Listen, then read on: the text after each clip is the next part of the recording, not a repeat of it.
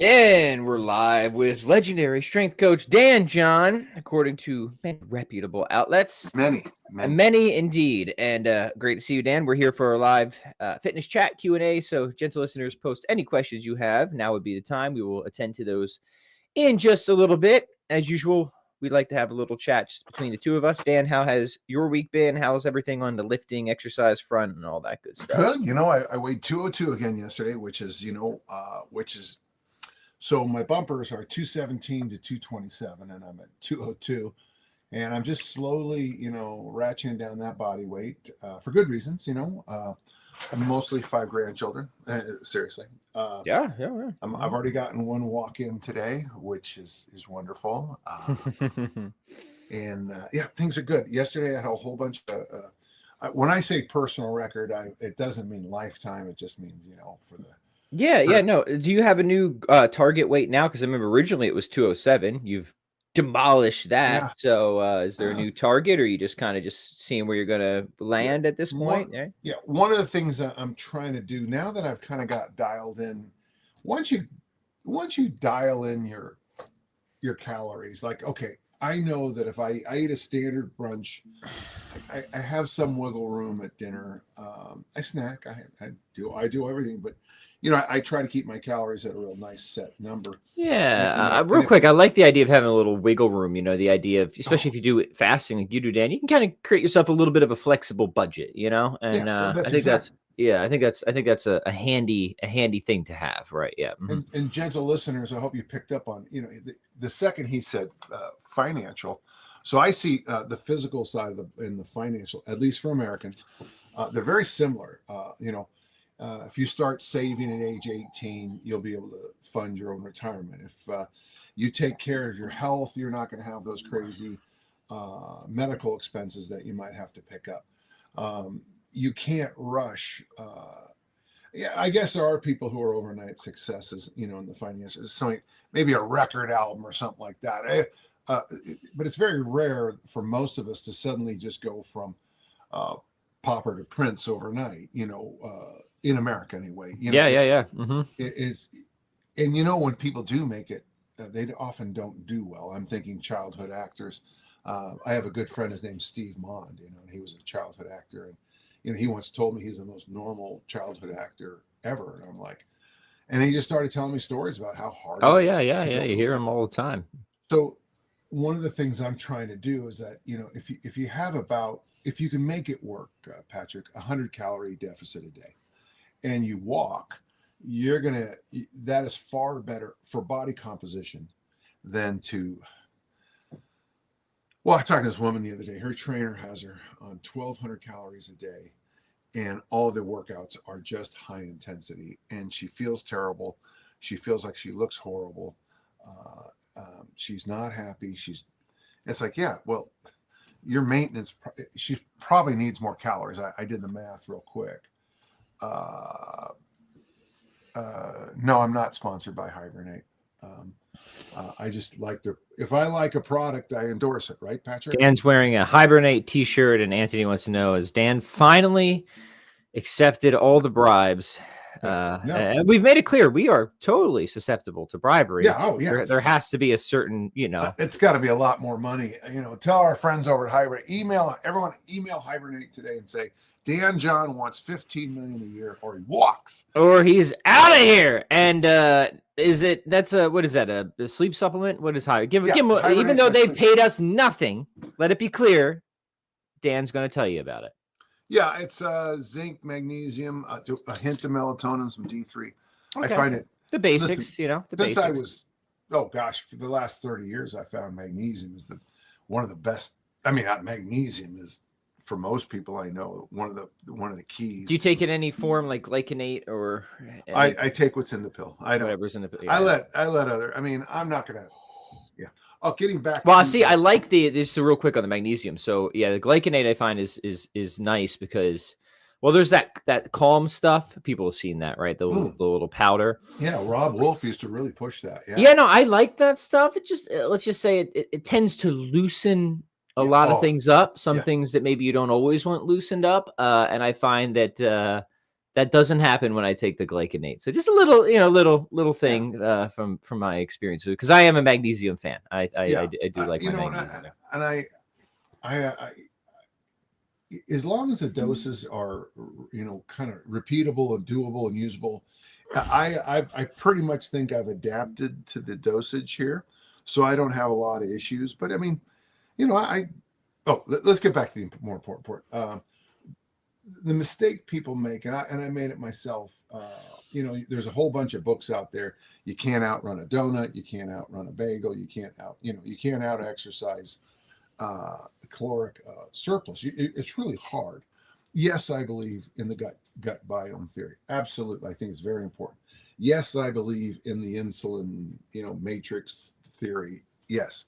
And yeah, I do think that ultra processed foods are really tough to overcome because you can get so many calories, so palatable, so easy, and so inexpensive. Having come down, it's for fat loss. It's going to be it's the bathtub model: calories in, calories out. Everything else I just said is also true, and then the other thing is, once you are in a calorie deficit, you want to coax yourself into body fat. And that's why I'm such a big fan of walking, because if I walk, I've already put in 3,000 steps today. And nice. if I walk, my new goal is 11,000 steps. I've done 10,000 steps for 4 or 5 months without missing. So now I'm trying to just tap it up a little bit. Tap it. Tap. You never want to. So what happens, most people in the industry, well, if 2,600 calories a day is good, 1,600 is better. If 10,000 steps a day is good, 20,000 is better. Yeah. There's some LA trainer who men are only allowed 1,700 calories a day, but they have to do 17,000 steps. Well, yeah, no kidding, you're gonna lose body fat, But I just think there's going to be, the body's going to go, whoosh. Yeah, totally. And yeah, go ahead. My lifts are really going well. The other day, I did on the chin up 20 kilos for 8 reps. Man. Nice. So yes. I hang the waist. Savage, as we say. I was pretty happy with that. Now, honestly, if I was at a cert, I'd only counted 5 of them, but yeah, a little flexibility there. No, but that's really impressive, especially for somebody like you, already a bigger, just naturally bigger dude. Just any set of 8 without the added 20 kilogram is very impressive. Yeah. So yeah, really strong, really strong. And, I'm doing bench press again. I'm only doing 2 hard sets. I do inclines then bench, and I got to tell you. Is that once per week, Dan, or twice? Yeah, just once. Yeah.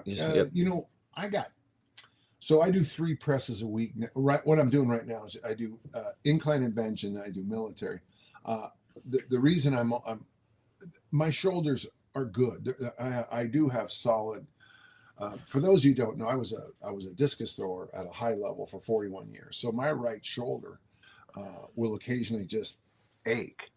But so by having a little bit of, and then I'll slide. But that's all things considered, not too bad for the years of hard work. Yeah, right. And I find personally that kettlebell presses make my shoulders feel better. So I'll after once I get to a certain place, then I'll loop the kettlebells back in. Once I get to a certain place, I'll loop the when I'm doing high rep kettlebell presses, I do find that my shoulders feel good, but I don't. But I want to make sure I'm doing all the other stuff too. It's funny. There's a few things I want to talk about here, and gentle listeners, keep the comments and questions coming. We'll get there in a minute. I remember working with this is probably like 12 or 13 years ago. Mark Toomey. Remember Mark Toomey? We went down to do a cert, and he was like, "Oh yeah, my shoulders are messed up all the time unless I do really heavy get-ups and presses." Right? Like he had to do like his daily like kettlebell heavy get-up press work to like for his shoulders to actually feel good. That was the default. And there's something to that. Like my shoulders feel best when they're being used. Like I press in different ways 3 times per week. I like pressing. I'm not a superstar at pressing like you are, Dan. I think I'm a superstar at dips and and pull-ups. I think I'm really good. Overhead pressing. I'm good. I think I'm okay, right? But it's not my superstar lift, but it is one of those moves I think has a lot of utility. And if you can get there, man, it really does. The only thing I have to do is if I push the volume a lot on the overhead pressing, I just have to make sure that trap tension doesn't get to be. I have to do some work to keep that down. Otherwise, the neck just gets tight. But it's only if I really start to push like beyond the 3 days per week of pressing that. It's more the volume than the sheer intensity when it comes to that, right? Yeah, for a while there, I was trying to get 100 reps in 1 day a week, 100 reps in the kettlebell presses, and I got to tell you, I loved it. Okay, it was wonderful. Life was great. I was so happy. Yeah, but I realized after a while that even once a week, so that could be 10 sets of 10, that could be 5 rounds of 2, 3, 5, 10, however I got there, it doesn't matter. And then that's why in the armor building formula, I have you do it about once every 8 weeks. Still really about once every 4 weeks. Most people get away with that really high volume day. But you're right. Then you have to be smart about it, In the same way, I know I read online or read things in magazines about people. The guy did 31 marathons in 31 days. That's great. But downstream, you're going to pay a high price for that. Yeah, you are. It's like you were saying about the one-arm pull-up. It's a great circus trick, but you're going to pay a high price for that downstream. Man, like real quick, I don't want to send us off into something that's going to take up the rest of our time, but I do want to say, like, okay, it might be justifiable to pay a high price, but like, at least have something on the other end that's worth it, right? Like I say, like all these guys that are like sticking needles in their butt, not to go down this road again, that have no chance whatsoever of like being a professional on stage.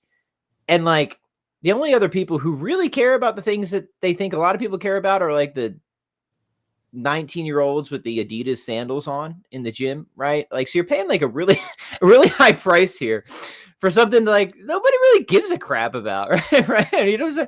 Now if like, you're like you really got a shot, right? And like you're that super high level, like, and like, okay, again, I think there's a deep conversation to have there, but at least there might be something on the other end for the price you're willing to pay. Yeah, I don't know. You can comment on that, Dan, or we can pass by it. The other day on Reddit, a guy shared a video of himself hurting his elbow doing a 32-kilogram get-up, and it's like he's in his. The other thing too is like he's in his living room doing it, and it's like elbows are a funny thing. You hurt them, they stay hurt. Yeah. I've had one elbow surgery because of football, and like who like maybe 13 people on YouTube, or like, first off, a 32-kilogram getup is not even heavy. Not to be rude, it's just not, right? It's just like, this is not even in the in the realm of being something even moderately impressive to risk a serious injury that could bother you for the rest of your life. So it's something to think about, gentle listener. Yeah, just right. And if you decide to do some, like you said injection, but I'm also thinking any hold my beer and watch this trick.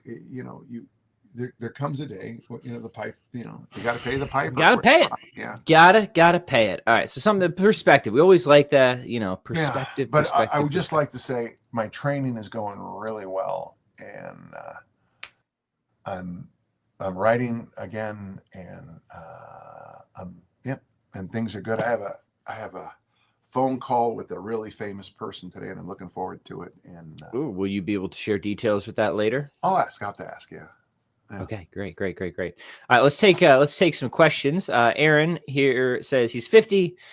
He's putting about 12 plus hours of cardio per week, but recently he had to climb 10 flights of stairs, and he was winded 2/3 of the way through. Any thoughts on adding stairs twice a week as a longevity exercise? Dan, what do you think about throwing the stairs in the mix there? I would just say, Ron, first and foremost, you're doing 12 hours of cardio.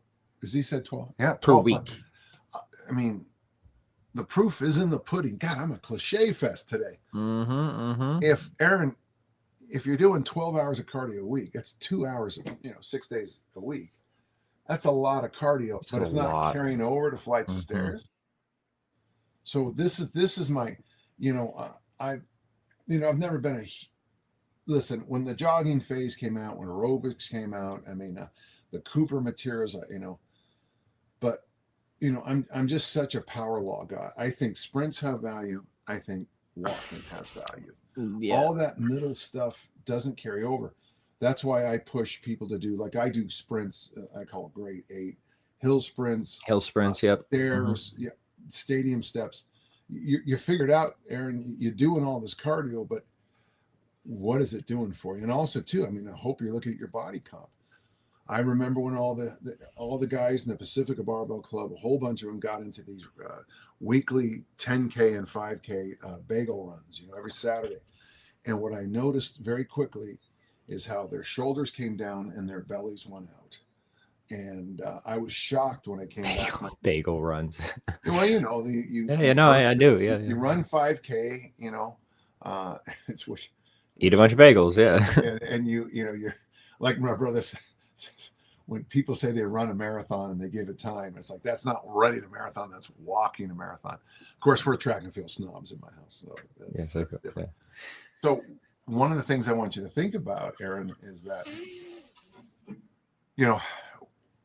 what's your body composition look? Where's your waistline? Where's your strength numbers? And you might find that those 12 hours of cardio a week could be far better spent. Yeah. But with meal prep, walking, basic lifting, and sprint, the sprints too. Yeah, keep the hill sprints especially. That will carry over to the stairs. Yeah, I think hill sprints and walking, basically what we did at Utah State, because the Ralph Mon Stadium, it's kind of cool when the stadium you're training in is named after your coach. That's it's cool. Imagine. But it was probably, it was a 20-minute walk to practice. God, listen to me. Here's an hour and a half walk. And then we do hill sprints, and then we walk back to the dorms to eat dinner. And I was in great shape. I used to do a run on Sundays to unwind, and I was 231, but the combination of hill sprints and walking allowed me to run 5 miles every Sunday or whatever it was. Mm-hmm. Yeah. So that's all. No, that's all good. I think that's a lot of just assuming that's your sort of steady state cardio there. That's a lot. And I think at the very least, you'll get better, more varied results if you redistribute some of that time towards the things that Dan's talking about, the lifting, the walking, and the sprinting. You'll just get a lot more bang for your buck. So good. And good morning, Nate. Good morning, Nate. You don't mind, in the threads, we have a new subscriber. Welcome, new subscriber. The only thing is, the new subscriber might not know we have to beat you in to be official. There is a hazing ritual. There's a hazing ritual that involves, putting your underwear in a hat and singing the Pat Flynn Show song. The theme song. There's lots. There's 22 steps to 27. We're up to 27. We've added a few. That's right. Good. GM has a question. He says, "Hey, would love if y'all could discuss dumbbell, barbell pros and cons strictly for home gym. I know you can load the barbell more, but the safety aspect I think is overlooked, and that makes me lean dumbbell, kettlebell." All right, Dan. Well, you've got quite the home gym, so how are you thinking about this, and how do you recommend? What made me happy is the point you made about safety. So, the thing is, if you can, now I don't have it anymore. I loaned it to a guy, but I have. Okay, so if you can get Olympic dumbbells, now follow the point. So it's a dumbbell. It's about this long, and it's adjustable, and it's got collars. But mine fit Olympic plates, so you have the ability to actually micro load. Now the problem with dumbbells is, if you're going to micro load, like let's say your handle's 10 pounds and you want to load 55 pounds each, this becomes a real math issue, okay? Because I'm just warning you. That means you need 2 10s, a 2.5, but you need it for both. The upside of the Olympic barbell, the upside of the standard barbell, is that it's real easy to do the math on progressive load increases. 2.5s, 5s, or whatever if you're using kilos. The upside of the barbell is exercises like deadlifts and squats, the whole squat family, the whole deadlift family, are really good for a home trainer. I like your point about safety with the bench press and the incline. I have my squat rack has that safety platform, but I wouldn't trust it. I mean, because I want to live a long time. So your point is good. I guess what I'm trying to say is you're going to have to make compromises if you go either or here. And listen, I've got 36 kettlebells. I have 30. Remember a couple of weeks ago, I said I thought I had 4 20s, but I have 6 20-kilo bells. There you go. I mean, really, how many damn kilo bells do I need? But if I want to go from double 20s in the bench press, I have to go to double 24s. I don't have double 22s. I don't have double 21s. You follow? So when you move to pure kettlebells, you're going to have progression issues. There's also some technical things. That's why I still think if you can, adjustable barbell with an adjustable dumbbells are great. But there's always the loading problem of Yes. increment. If you decide to buy a rack of dumbbells, you'll be really angry at yourself, because if you go from 5 to 50, you'll quickly find that the 50s aren't heavy enough. Now you have to go buy 55s. And I know people write in, oh, I got that Power Max system, but the one I looked at only goes up to 40 pounds, and you're paying a lot of money for, I don't know. It's not. Yeah, good perspective. Yeah. Compromises. You're constantly compromising. One of the things I bought a leg extension machine, I think I told you this a few weeks back, and it's a plate loaded. And I got to tell you how much I like only having the single thing to load. So it's got one horn. And one horn, that's it. You slap weights on it, and I want to go heavier. You can take a 2.5 and slide it on. You can take, and I don't know. Oh, and by the way, this week someone donated another Olympic bar to my house. Nice. So now I have 6 Olympic bars for. You're a shelter. You're a shelter for Olympic bars, for stray Olympic bars. You know what? You're right. No Olympic bar will go homeless under my watch. Never. So it's very charitable of you, Dan. So yeah, I would also just want to say, just some things have a bit more, risk to them, or the risk to possible reward ratio is, not as favorable as other things. But two comments. I mean, a barbell, there's lots of things you can do with a barbell, and some of those things might be inherently a little bit riskier and more technical than others, like the Olympic lifts. You don't have to do those, right? You can stick to just, basic deadlifting and stuff like that, of course.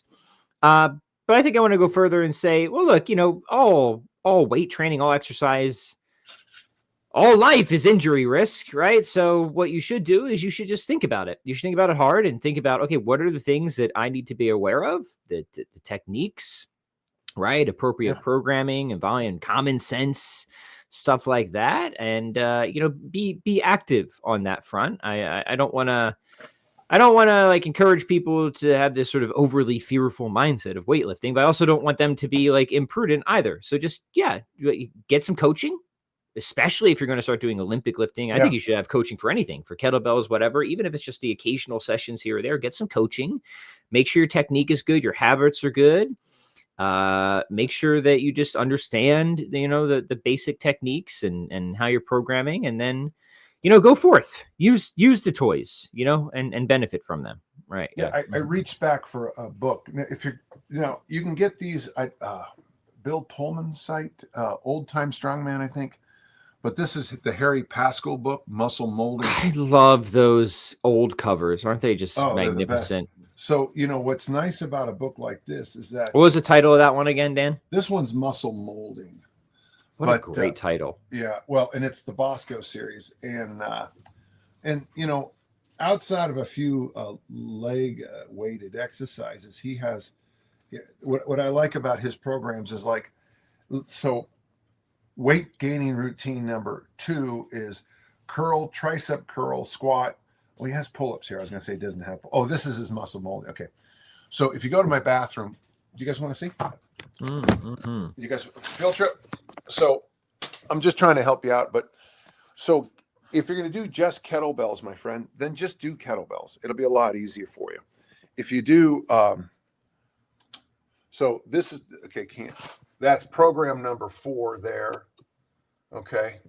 And then this is program number 3. But the one I want to show you, okay, that's how wonderful I am, is this will inspire you while you're can you see that pretty clearly?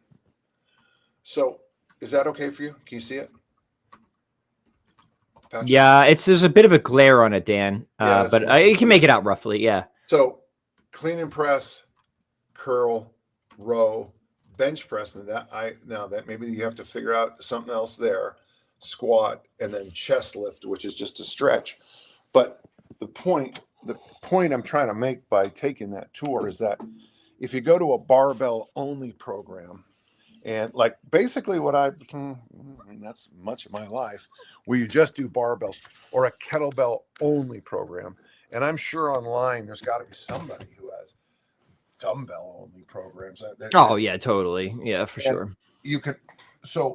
You could do a dumbbell only program and invest in dumbbells. You could do kettlebell only, and there's a million books on it, on kettlebell only programs. And and the truth is, book up there, yeah, and I don't know about the sandbag, but at least kettlebells, dumbbells, barbell only, those programs will take you a lot of the way. You know, there'll be some gaps, but you can get, you know, most of the things done that you want to get done most of the time for most people.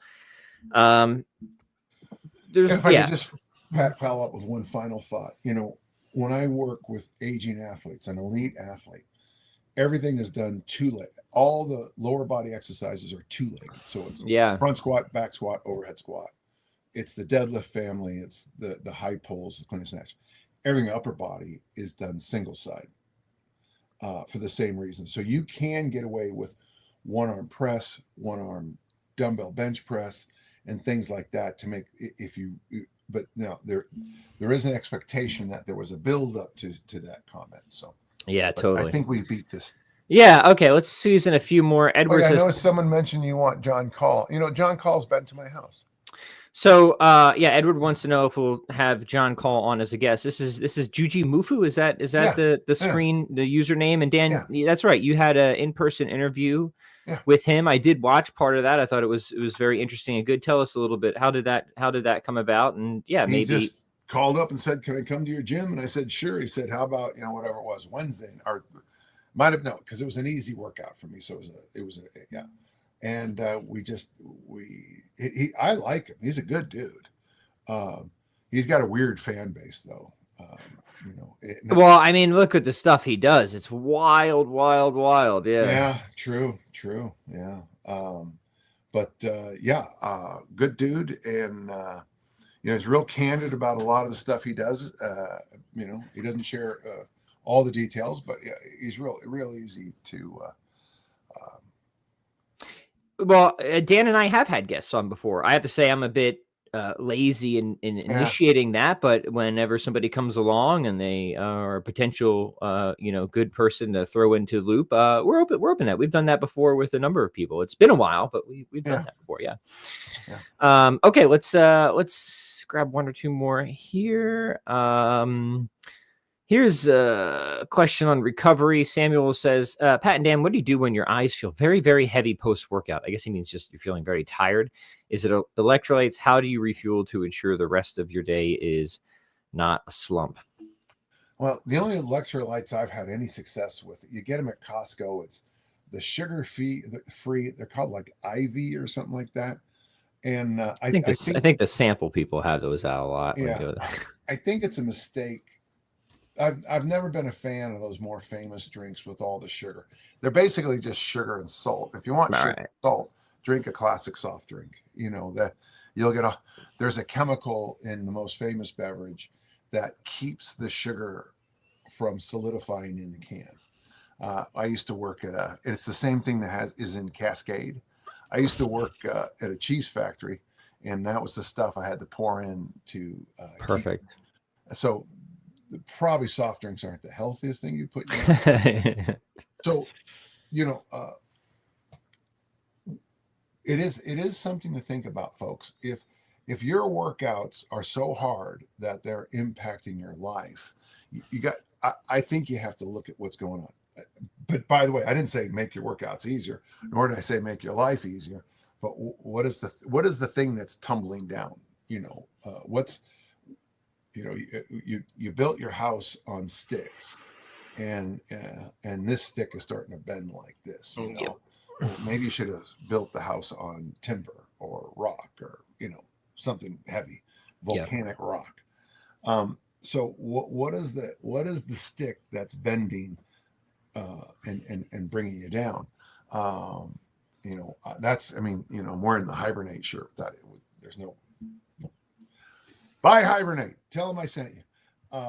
But if it's the quality of your sleep, if it's just, what is it? Is it the stress at work? Is it the stress of your kids? Pat, you would know as well as anybody that, children have a huge impact on your training. People used to ask me I would go to these track meets and Highland games, and they'd say, well, how did you improve so much? And very often is, well, because I flew, I spent 2 nights in a hotel, and I got sleep for the first time. For the first time in 10 years, right? Yeah. My wife talks about it all the time, and she's not joking. She's like, I haven't had like a good night's sleep in 12 years. It's just that's just the truth. She gets it worse than I do, because she's the one who's breastfeeding the baby throughout the night. But yeah, we're constantly interrupted, and you're answering the question in the direction that I would go is like, look, if you're not training in an insane way, but even if it's generally intense, and you just feel totally beat down, you got to look at other areas of your life, and sleep and stress. Those are always the two biggest ones, right? Whatever factors into that. Yeah, there's supplements aren't going to get you out of that, right? No. They're not. They might be able to help with those, with the sleep and the stress, like the hibernate thing, but they're not going to be able to compensate for poor sleep and being overstressed. I'm saying, right? Yeah. It was like I was at dinner, lunch with the founder of the workout that shall not be named, and he poo-pooed all recovery, and he said, "I don't see what the big deal is. You do a 4-minute workout, and you have 23 hours and 56 minutes to recover until the next one." And that is true. It is, but all that stuff catches up to you. There's always something catching up to you, and it's true. Like when you're coaching high school or collegiate 400-meter runners, what they do only takes 45, 46, 47 seconds, but to recover from that takes, could take 3 days, but just because you're 19, you can keep doing more. Yeah. Yeah. Great. Dan, before we say goodbye, what do you got coming up this week? What are you working on? Tell us about the book too. Yeah. Well, I've been working on this armor building formula, part 2, and it's fun. It's got the weekend warrior programs, and then, some of the reasoning and more fixes. But, one of the things I'm noticing a lot of people doing the program, I'm also going to offer I'm offering like 5 or 6 different variations, really for what the questions that are coming up are. I'm always exhausted. I'm always tired. What do I do? And then I'm still working on the art of coaching is being published right now, and I'm also working on awesome the tools of coaching. Ooh, I like that. I like it. Awesome. Very cool. Honestly, I just feel like I'm spinning my wheels a lot, and that's why I'm having a conversation with a very famous person, so to help me. All right. Well, looking forward to hearing about that. Perhaps next week. Perhaps. All right. Well, thank you as always, Dan. Thank you, gentle listeners. If you like what you see here, please share, comment, subscribe, all that stuff. We will see you next week. Good.